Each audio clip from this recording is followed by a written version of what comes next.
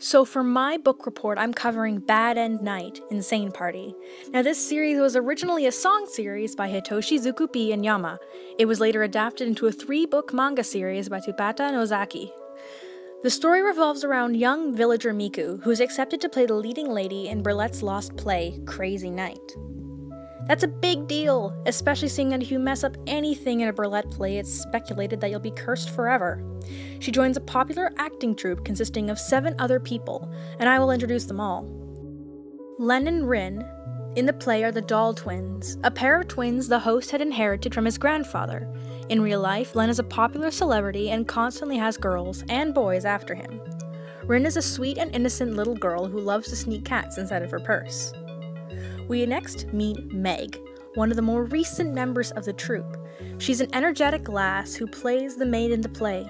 She loves milk tea and sleuthing. She's the lady who comes up to the troupe claiming to have found a missing play of Burlette's.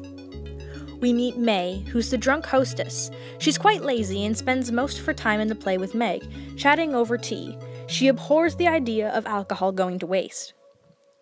Next is Kaito. He's more of an older brother figure in the book. He plays the host in the play. The host loves his antiques and pottery. Kaito is more the leader of the troupe. Next is Luca, a very self-centered character in and out of the play.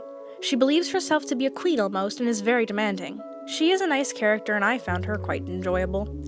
Then we have Gak. Gak is the butler in the play. He's the quietest of the troupe and we don't learn a lot about him until the last book. He's mostly found cleaning the host antiques.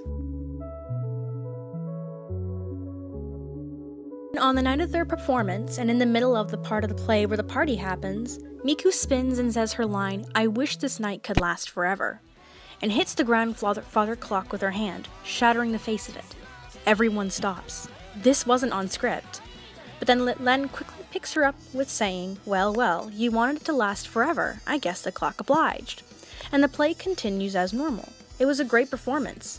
But then Miku woke up in the morning and everything was wrong. She's hurled into the world of the play, a strange mansion where she meets the rest of the actors, except they're all as their characters and none of them acknowledge that they were ever anything but the characters. They soon learn what's wrong. There's a page missing out of the play, but it looks like it was ripped, which means someone sabotaged this. They can't end the play without it, and they all have their own secrets. But there's one thing that Miku knows for sure. If she doesn't find the page that was stolen from the script, she'll be trapped in this world forever.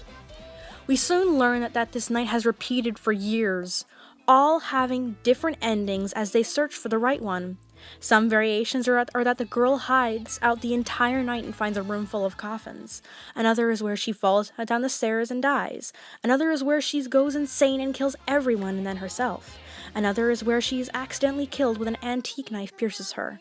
And there are so many more. That's when Miku finds a mysterious note that throws the entire investigation off. I would tell you what it is, but then I'd spoil it. Personally, I'm really happy with the illustrator. It made it seem as if the mansion was endless. The plot kept piling and going and there was never a dull moment. The book constantly made you question who was good and who wasn't. It was like a giant clue game.